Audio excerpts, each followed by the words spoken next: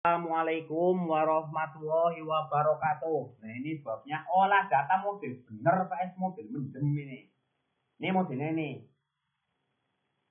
Modelnya kayak gini, X1, X2, X3 terhadap Y. Yang benar gimana ini? Yang benar itu cuma seperti ini tok ini.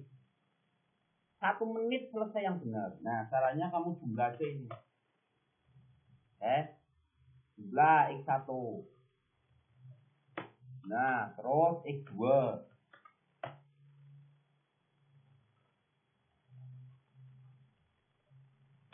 X3 sama dengan sum. Buka kurung. Blok. Nah, klik save. Klik yang terakhir. Nah, enter. Caranya sudah kayak gitu. Lagi ya, sum. Blok manual juga bisa kayak gini.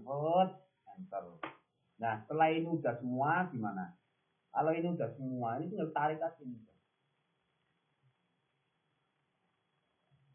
Nah, misalkan ini jumlahnya ini. X1,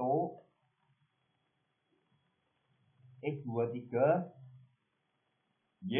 Terus gimana? Langsung aja kamu tulis gini, sama dengan person. Oke. Blok X1 titik koma blok Y-nya. Klik F4. Enter. Nah, ini hasilnya ini. Ini namanya nilai korelasi, R hitung namanya. Oke. Tarik. Udah selesai. Ini nilai R hitung X1 dengan Y. Ini X2 dengan Y. Ini X3 dengan Y 0,78, 0, sekian. Terus gimana? Nah, angka ini kamu bandingkan dengan R tabel. Sesimpel itu sebenarnya olah data. Sampelnya berapa? 70. Lihat ini yang 68. N-2 0,235. 0,235. Ini R tabel.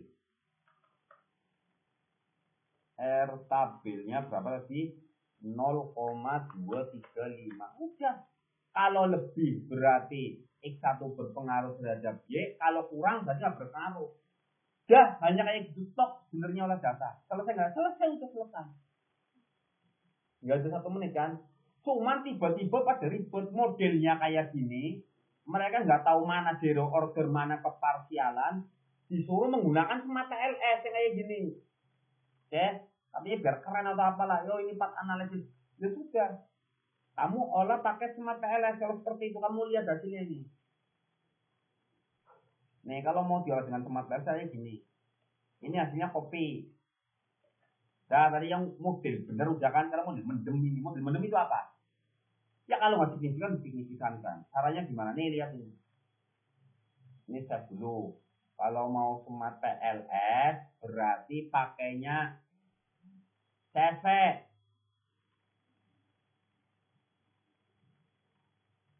Simpen udah di mana terserah.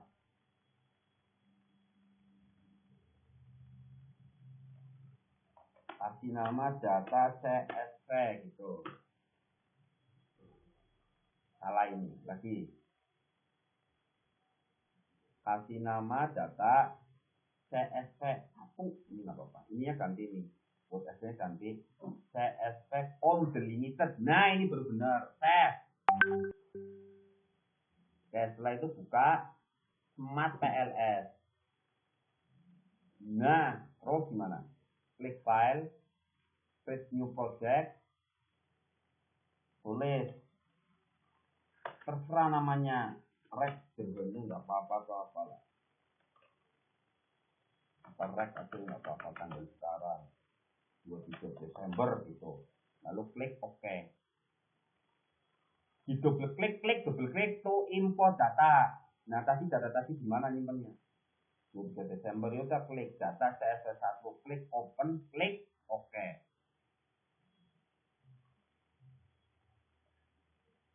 Tunggu. Nah, ini udah keluar semua ini. Klik rek ini nih, yang biru. Kliknya klik 2 kali. Oke. Nah, muncul ini. Kalau udah muncul ini tinggal tarik aja ini. X1 tarik. Nah, terus X2. Semua X2.1 sampai X2 berapapun udah. 6 jadi 6 udah tarik. Terus X3 tarik lagi. Terus Y. Tarik. Nah, kalau kayak gini gimana? Ini tinggal dirapikan. Oke. Ininya biar disawang enak. Nah, terus setelah ini, setelah dirapikan ngapain? Ini dikanankan. Nah, disambungkan, klik connect. 1, 2, 3. Nah, udah jadi hijau kan? Kasih nama ini, laten variabel 1 ganti X1. Terus, yang X2 ya udah ganti X2. X3 sama.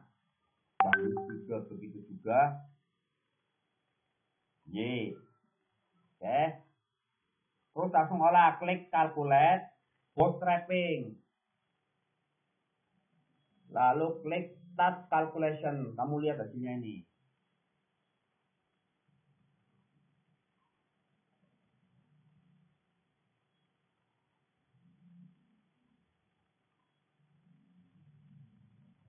Tuh kan hasilnya sudah kayak gini. Dari tadi harusnya berpengaruh semua, sekarang yang berpengaruh hanya satu. X1, X2 sekarang nggak berpengaruh. Itu karena salah ngolah data udah. Salah. Jadi model kayak tadi itu nggak harus dipaskan seperti ini. Karena hipotesis kamu sebenarnya hipotesis yang zero order. Artinya apa? Kamu sedang mengaitkan X1 dengan Y tanpa mempedulikan korelasi X2 dengan X3. Sebenarnya seperti itu. Semua skripsi seperti itu udah.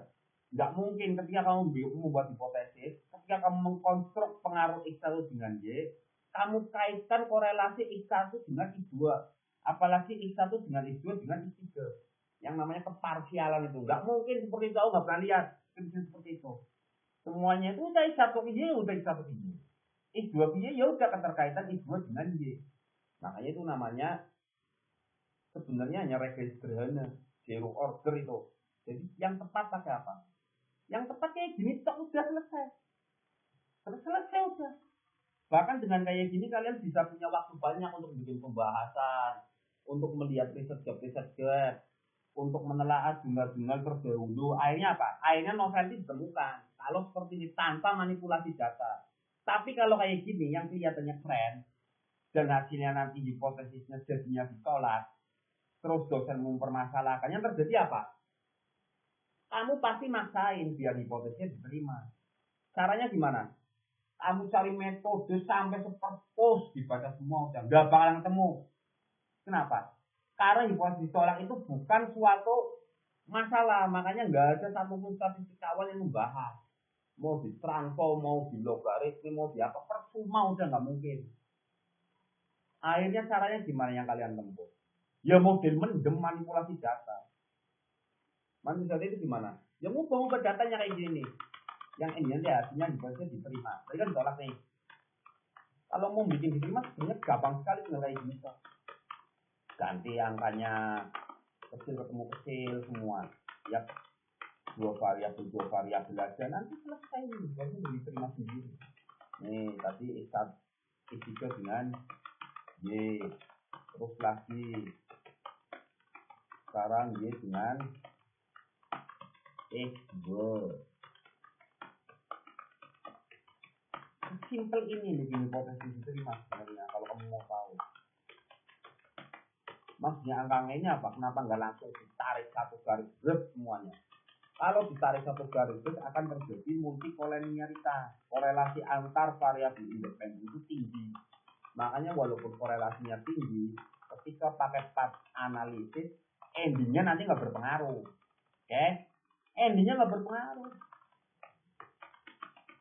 Seperti kamu menyalakan lampu di siang hari itu kalau kayak gitu. Seterang apapun cahaya lampu itu nggak akan berpengaruh terhadap lingkungan sekitar. Kenapa? Ya karena kalah sama cahaya matahari. Itu kayak gitu. Itulah efek multiple way gitu.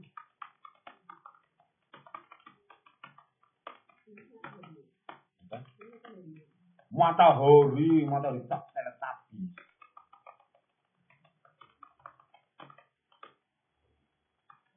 Oh. Nah, Setelah tahu bahwa kayak gini, coba apa? Ya coba diolah lagi. Nih, kamu akan lihat di sini. Kopi, paste di sini. Save. Bilangin, ini jalan dulu. Yes. Double klik to import data. Data CSV, klik open. Klik OK. Nah, ini datanya udah berubah ini. Isinya udah berubah. Terus gimana? Olah lagi klik calculate, bootstrapping. Lalu klik start calculation. Kamu lihat hasilnya ini. Sekarang, jadi kayak apa tadi?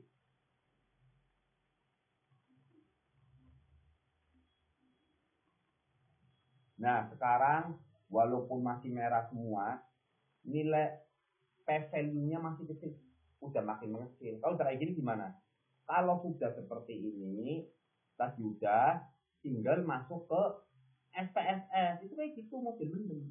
Paling gampang. Tak teruskan tadi model tadi bisa kelamaan. Mending masuk PSS aja udah. Copy. Terus saya buat apa? Buat bantuan aja. Paste.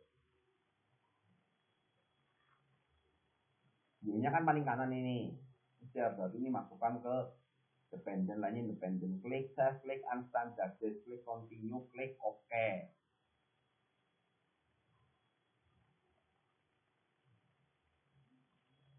Bahkan kalau di atas itu berpengaruh semua ini udah. Cuma TLS tapi belum kan, nggak masalah. Yang berpengaruh gimana? Nah, buat variabel baru.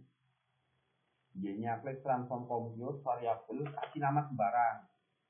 var 4-nya itu kan Y nih, masukin dikurangi 0, komanya terserah berapa mau tanggal lahirmu kali bulan lahirmu terserah. Bebas, taruhlah 0,48 dikali pokoknya 0, unstandardized. Klik OK. Nah, ini akan muncul variabel Y baru. Udah selesai, copy. Masukkan ke Excel yang tadi sebagai Y baru. Komanya nggak usah pikirin, udah.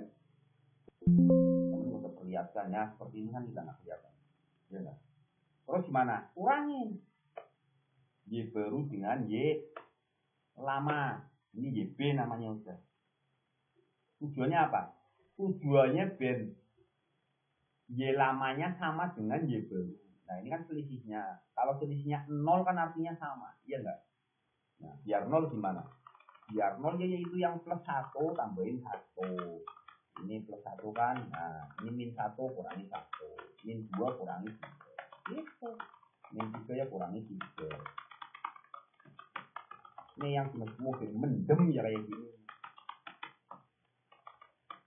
Makanya kalian nanti kalau jadi dosen, gak usah neko-neko mempermasalahkan hipotesis ditolak sama mahasiswamu. Nanti jadinya kayak gini, yang sebenarnya gak ada masalah, akhirnya jadi masalah besar, ya kan? Tinggal pakai korelasi, klik menit selesai. Malah disuruh pakai semata LS. Padahal modelnya itu model zero order, bukan keparsialan. Akhirnya apa? Kayak gini. Jadi ribet, ubah semua. Yang bang simpel kayak gini. Itu kayak ketika kamu memaksa hipotesisnya dan diterima kepada mahasiswa kamu, itu kayak semacam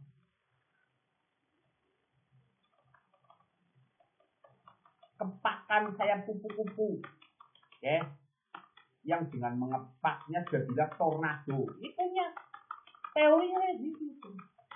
Tornado yang terjadi di Texas Amerika itu sebabnya apa? Menurut ahli cuaca itu disebabkan oleh kepakan sayap kupu-kupu di Brazil. Mirip kayak gini. Masalah kecil diperbesar. Apa? Kepakan sayap kupu-kupu, the butterfly effect namanya, di laron, Rio cari masalah. Itu fakta itu. yang hasilnya hanya dengan perman korelasi selesai, kamu pakai bootstrapping. Bootstrappingnya salah lagi, yang harusnya dipisah digabungkan, katanya dia jadi suatu path analisis, jadi patternnya keren. Akhirnya bukan keren tapi bagus.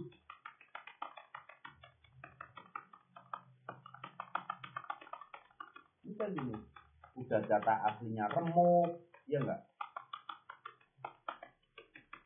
Kok autentikan datanya hancur?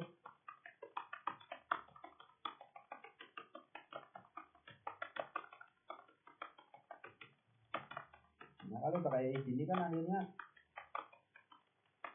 yang kamu berlelah-lelah melakukan penelitian di lapangan sia-sia, ya enggak? Sia-sia itu enggak terpakai datamu. Yang dipakai data mana? Ya data ini yang model mendem, yang penting hipotesisnya diterima. Yes. Gara-gara apa? Gara-gara masalah kecil.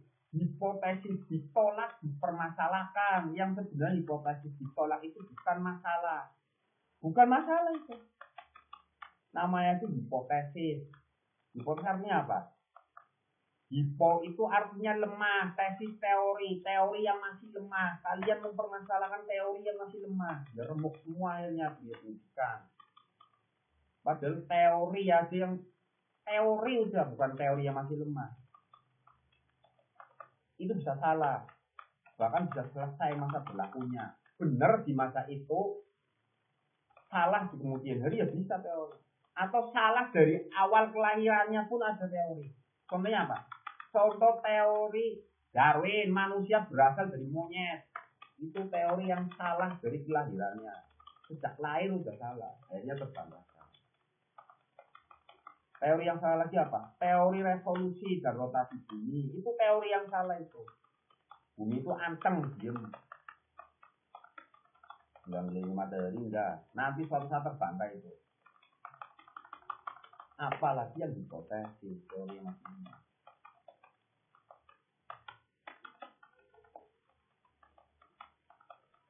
Nih, kalau udah nol semua terus gimana?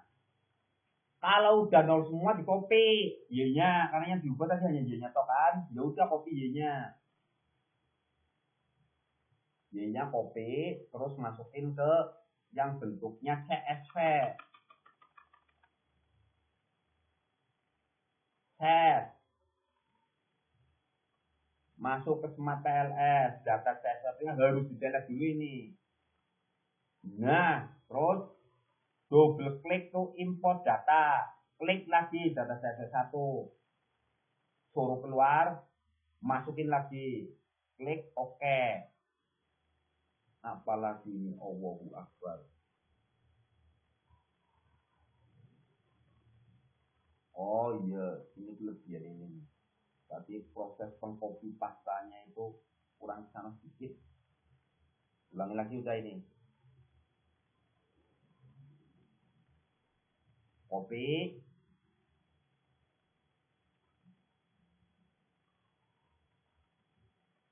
paste. Nah, set.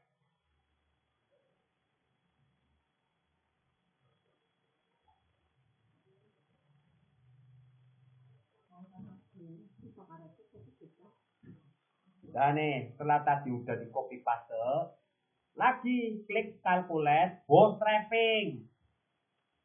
Klik start calculation. Ini geser dulu ini orangnya ini. Start calculation. Tunggu.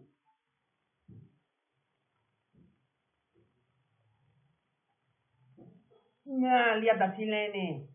X3 sudah berpengaruh. X1 kurang sedikit sekali. X2 kurang sedikit sekali. Kalau kayak gini gimana? Kalau kayak gini, diedit lagi. Namanya itu model mendem. Caranya gimana? Ubah satu saja udah cukup ini X1-nya. Kayak gini caranya. Ini kecilin untuk X1. Nah, kecilin untuk X1. Karena tinggal sedikit lagi. Terus satu lagi kecilin untuk X2. Berarti X2 dengan Y yang lain jangan ikut-ikutan. Isi G-nya gimana? Isi G-nya biarin karena udah berpengaruh. Setelah ini gimana? Kopi. Terus pas lagi mesinnya hati-hati. Pastikan paling pojok. Nah, klik kanan 1 2 3 save. Terus gimana? Sama delete lagi. Masukin lagi, klik double klik ini. Data saya 1 open. Oke. Bisa 5 kali kayak gini. Tadi udah berapa kali? 3 kali kan? Mudah-mudahan kurang dari 5 kali. Ini klik calculate. Klik bootstrapping. Klik start calculation. Nih. Yang keempat kali ini udah berpengaruh belum?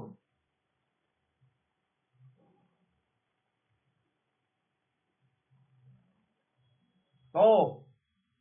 Udah selesai nih. Hijau semua ini. X1-nya berpengaruh. X2-nya berpengaruh. X3-nya berpengaruh. Gampang sekali nggak? Bikin hipotesis tolak diterima. Gampang sekali. Cuman kalau nanti kamu jadi dosen, jangan maksain mahasiswanya seperti ini. Oke?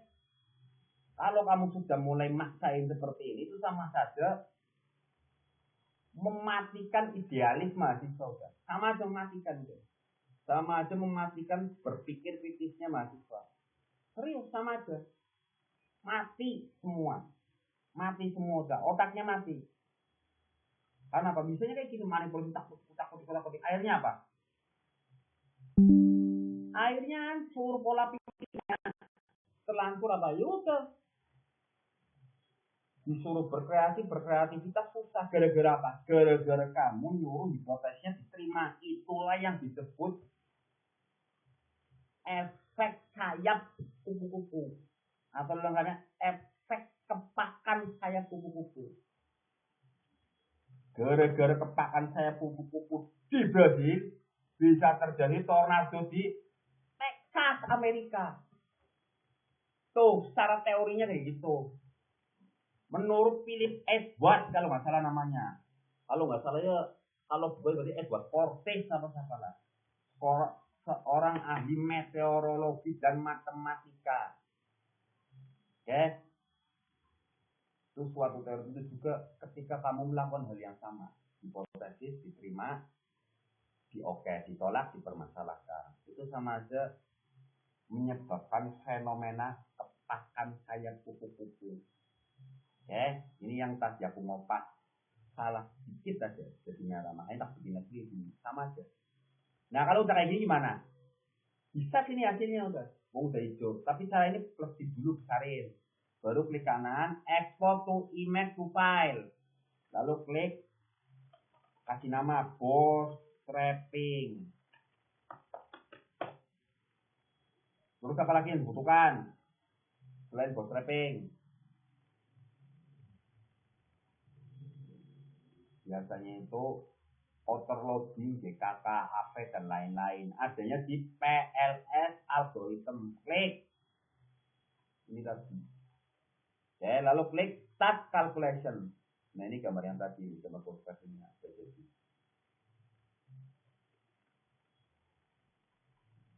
Hitam kenapa? Hitam ya karena loading hitam. Nggak pikirin.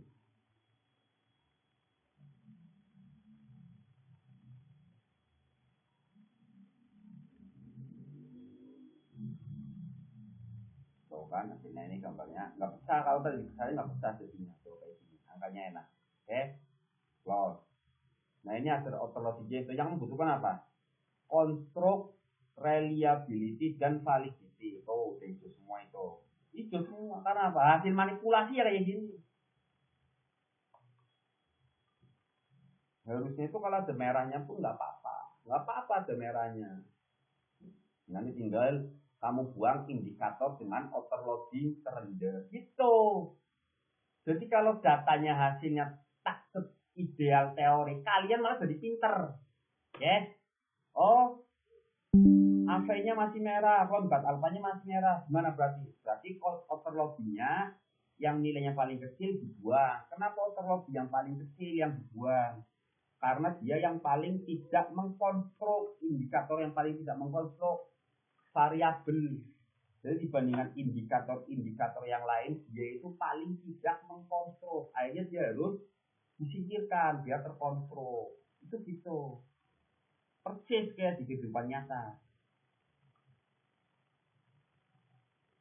Uji AVDKK. Kamu mau bikin campuran, adukan, ada semen, ada pasir, ada batu, ada ini, ada itu. Oh ternyata ada yang nggak sesuai, entah itu suilan plastik, entah apa. Nah itu nggak mengkonstruk. Namanya entah batu yang beda terlalu besar. Nah itu yang buang, batu yang beda yang terlalu besar itu dibuang karena tidak mengkonstruk jadi suatu variabel yang namanya adukan semen. Gitu. Cor. Tuh gitu, nggak semuanya bisa masuk. Nanti kayu kecil-kecil masukin semua. Terus dalam dunia nyata pun seperti itu. Terus ini R square. Nah, R square-nya mau tinggi mau rendah pun jangan dipermasalahkan. Mempermasalahkan ini ya sama. Itu bisa menyebabkan butterfly effect. Kalau mempermasalahkan ini. Boleh. R square. Enter. Terus apa lagi? Kolinier statistik yang dilihat jangan outernya tapi innernya. Nah ini inner. Nah ketika udah hijau semua artinya korelasi antar variabel independennya itu masih dianggap rendah. Yaitu yang bagus. Kalau korelasi antar independennya tinggi itu malah dilihat dalam satu penelitian. Itu yang terjadi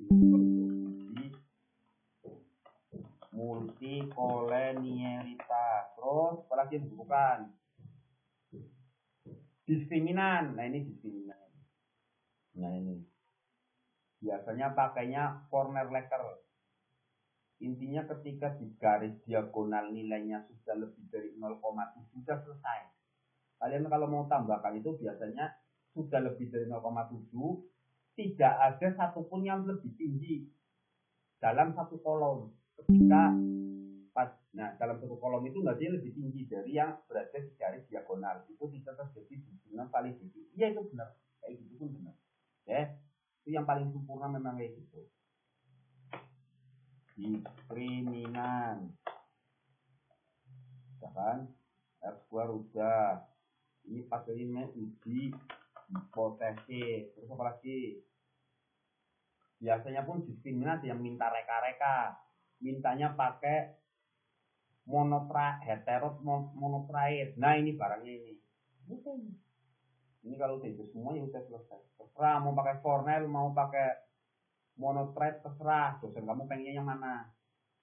Ikuti aja udah biar kamu cepat lulus. Kalau bentuknya opsional, kamu nggak usah memaksakan. Saya pengennya ini Pak, enggak. Kalau opsional, suka dosen kamu udah cepat lulus. Tapi kalau suatu kepastian ya udah. Sesekali kamu jadi orang yang mangkot, nggak apa-apa. Itu namanya teguh pada pendirian, bukan mangkot. Oke? Nah ini overloadingnya. Kalau overloading ini nggak usah tak kopikan. Kenapa? Karena angka ini itu sama dengan angka ini. Nah, sama ini dengan angka ini. Misalnya ini X1 0,197, X2 0,933. Itu sama persis. Kan? 917, 933, bawahnya X saja berapa? 13,939. Pasti sama, kan? Itu kan 939 ya. Tinggal bisa pakai ini. Export to image to file. Ini namanya PLS algorithm. Sudah selesai. Hijau semuanya. Oke? Gampang nggak? Bikin hipotesis ditolak diterima. Gampang udah nggak ada 30 menit selesai. Nggak perlu berhari-hari. Cuman ini namanya olah data model mendem. Data nih hasil manipulasi. Bahasa yang lebih tepat itu bukan manipulasi data, ini ngobrak-ngabrik data alias ngancurin data udah. Gitu, oke? Kalau yang mau bener, nah, yang mau bener ini hitung selesai semenit rampung. Luar kasih tutup. Yang mau konyol gimana? Yang mau konyol yang sok keren kayak gini. Tuh, kelihatan keren kan? Ya nggak? Path analisis. Dan banyak lagi contoh-contoh yang lain untuk path analisis di sini. Ini yang paling sederhana. Nih lebih ribet lagi nih contohnya ini. Ya enggak? Ini tempat analisis. Ya harusnya seperti itu. Jadi nanti kalau suatu saat kamu disuruh mencari yang benar ini yang kurang dari 1 menit selesai. Cari R hitung bandingan dengan R tampil, dah kasus tutup. Kecuali hipotesis kamu menggunakan keparsialan. Ketika mengaitkan korelasi X dengan Y, kamu kaitkan juga X atau independen dengan independen yang lainnya. Itu namanya keparsialan. Dan sampai detik ini belum pernah saya lihat baik skripsi, tesis maupun disertasi yang melakukan hal itu. Pada mengkonstruksikan hipotesis. Nggak pernah aku lihat. Makanya apa? Yang paling cepat ini. Yang semenit selesai. Dah. Akhir kata. Wassalamualaikum warahmatullahi wabarakatuh.